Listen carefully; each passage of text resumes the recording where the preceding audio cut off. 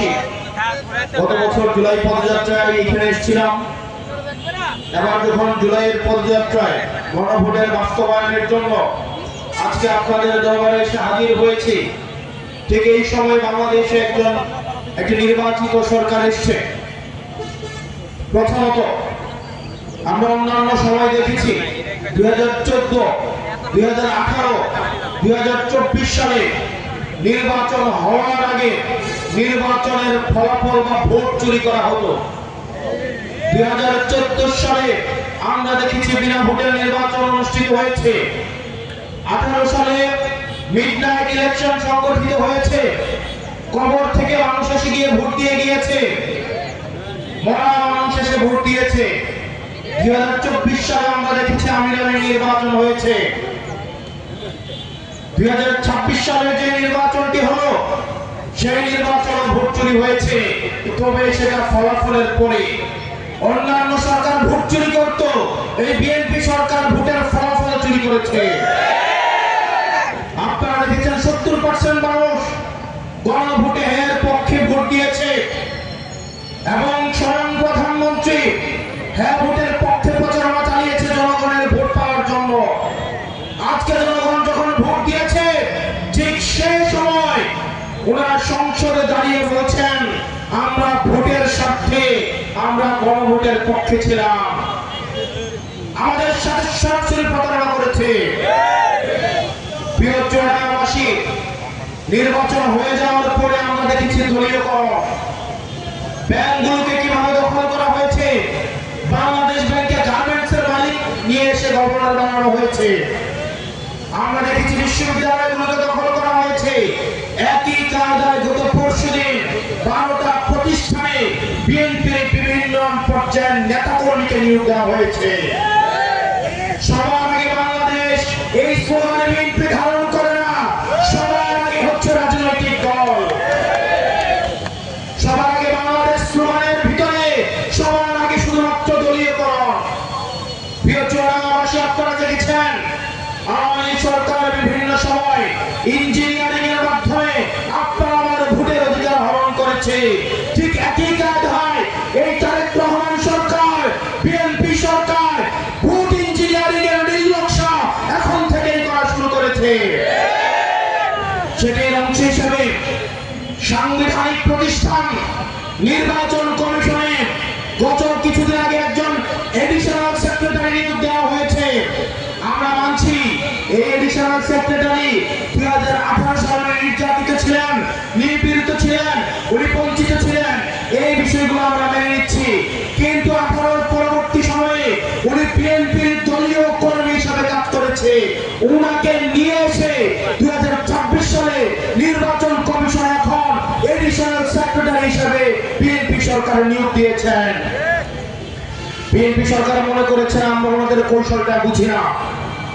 এখন additional secretary বানাবেন, 3 বছর পরে সেক্রেটারি বানাবেন এবং এই এডিশনাল সেক্রেটারি অ্যাডমিন উনি হচ্ছেন আগামী স্থানীয় সরকার নির্বাচনগুলো পরিচালনার দায়িত্ব থাকবেন। একজন বিএনপির পদধারী নেতা যখন একটা সাংবিধানিক প্রতিষ্ঠানে নিয়োগ দেওয়া হয়, এর থেকে বড় নির্লজ্জতার উদাহরণ বাংলাদেশে হতে পারে না। বাংলাদেশের প্রত্যেকটা জায়গায় প্রত্যেকটা মানুষের সাথে বিএনপি প্রতারণা করছে। বিএনপি আমার পুলিশ ভাইদের সাথে প্রতারণা করেছে। আপনারা দেখেছেন অভ্যুত্থানের পরে আমার পুলিশ ভাইয়েরা সর্বপ্রথম তাদের সংস্কারের আলাপ নিয়ে এসেছে। অত্যন্ত পরিতাপের বিষয়, বিএনপি সরকার ক্ষমতায় এসে এই পুলিশ সংস্কারের আলাপ বাদ দিয়ে দিয়েছে। এই পুলিশকে আবার বেঞ্জির বানাতে চায়, এই পুলিশকে আবার বিপ্লব বানাতে চায়, টিভি হারুন বানাতে চায়। কিন্তু বাংলার জনগণের সাথে থাকতে আমার পুলিশ ভাইদেরকে আমরা দলীয় হতে দিব না। প্রিয় পুলিশ ভাইরা, আপনাদেরকে মনে রাখতে হবে আপনি বিএনপির নয়, আপনি জামাতের নয়, আপনি এনসিপির নয়। এই পোশাকটা যেটা আপনারা পরে আছেন সেটা বাংলাদেশের 16 কোটি মানুষের 20 কোটি মানুষের ট্যাক্সের টাকা। প্রিয় পুলিশ ভাইরা, আপনারা দেখেছেন আওয়ামী লীগ সরকার ক্ষমতা গ্রহণ করার পরে পুলিশকে কিভাবে জনগণের বিরুদ্ধে ব্যবহার হয়েছে। জনগণের বিরুদ্ধে ব্যবহার করে পুলিশকে সাক্ষী রেখে ভোট চুরি করা হয়েছে, প্রশাসনকে সাক্ষী রেখে ভোট চুরি করা হয়েছে। মনে রাখবেন, সবাই কিন্তু বেনজির হয় নাই, সবাই কিন্তু ডিবি হাদুর হইতে পারে নাই, সবাইকে ভারত নেয় নাই, সবাই দুবাই যাইতে পারে নাই। আপনার খবর কিন্তু বাংলাদেশের মধ্যেই হবে। সুতরাং জনগণের বিপক্ষে দাঁড়াতে হবে, আপনার সন্তানের বিপক্ষে দাঁড়াতে হলে আপনারা বাংলাদেশের জনগণের কথা চিন্তা করেন। প্রিয় পুলিশ ভাইরা, আপনারা আমাদেরই চাচা ভাতিজা, আমাদেরই ভাই, আমরা আপনাদেরই সন্তান।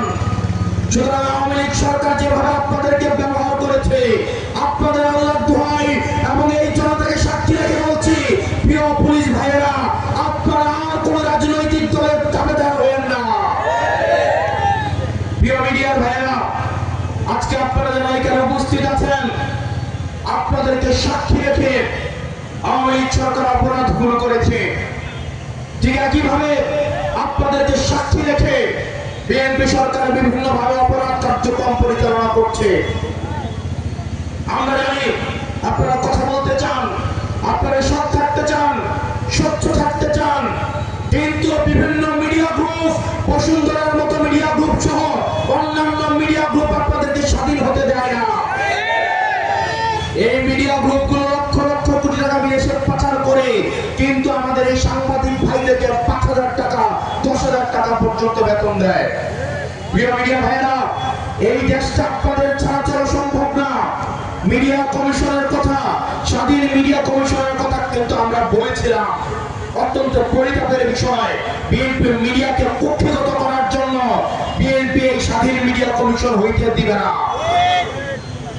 প্রিয় জনগণবাসী, আপনারা দেখেছেন বিএনপি সরকার আরেকটা অপকর্ম করেছে। জনগণের ভোটে জনগণ যাদেরকে রেড কার্ড দেখিয়েছে, জনগণ ভোটে যাদেরকে পরাজিত করেছে, এই বিএনপি সরকার ক্ষমতা এসে তাদেরকে বিভিন্ন জায়গায় প্রশাসক পদে বসাচ্ছে এবং তারা প্রশাসক পদে বসে তারা বিএনপির এই দলীয় পরিচয়কে ব্যবহার করে মাদক ব্যবসা, টেন্ডারবাজি এবং চাঁদাবাজিতে যুক্ত হচ্ছে। জনগণ যাদেরকে রেড কার্ড দিয়েছে, যাদেরকে প্রত্যাখ্যান করেছে, দলীয়ভাবে নির্বাচিত প্রতিনিধির উপরে এভাবে অনির্বাচিতদেরকে চাপিয়ে দেওয়া যায় না। আপনারা দেখেছেন এই চুয়াডাঙ্গাতেও একজন অনির্বাচিত জনগণ যাকে ৬০,০০০ ভোটে পরাজিত করেছে, বিএনপি সরকার ক্ষমতায় এসে তাকে একজন নির্বাচিত প্রতিনিধির উপরে তাকে বসিয়ে দিয়েছে। এটা আমাদের জন্য লজ্জার। আরে মানুষই তো আপনাকে প্রত্যাখ্যান করেছে, ৬০,০০০ ভোটে প্রত্যাখ্যান করেছে। বিএনপি সরকার নির্বাচনের আগে বলেছিল ১ কোটি কর্মসংস্থান নাকি ১.৫ বছরে করবে। ১ কোটি কর্মসংস্থান। আপনারা কয়টা কর্মসংস্থান পাইছেন? কয়টা পাইছেন? আমার বাবুন কি কোনো কর্মসংস্থান পাইছে? তরুণরা কোনো কর্মসংস্থান পাইছে? এই বিএনপি সরকার কর্মসংস্থানের পরিবর্তে মাদককে উন্মুক্ত করে দিয়ে এই তরুণ প্রজন্মকে ব্যস্ত রেখেছে। এবং যিনি স্বরাষ্ট্রমন্ত্রীর দায়িত্ব পালন করছেন, ওনার যে অঞ্চলটা রয়েছে এটা মাদকের কারখানায় পরিণত হয়েছে। প্রিয় জনগণবাসী, যেহেতু আমাদের জাতীয় নাগরিক পার্টির সম্মানিত সেক্রেটারি আজকে উপস্থিত হয়েছেন, আমরা বক্তব্য দীর্ঘায়িত করব না। উনি ওনার প্রয়োজনীয় দিক নির্দেশনা সহ অন্যান্য বিষয় আমাদেরকে বলবেন। দিন শেষে আজকে আমরা আপনাদের কাছে এসেছি আমাদের জন্য সাহায্য চাওয়ার জন্য। আমরা ক্যান্টনমেন্ট থেকে গড়ে ওঠা রাজনৈতিক দল নয়, ব্যবসায়ীদের নিয়ে গড়ে ওঠা কোনো রাজনৈতিক দল নয়।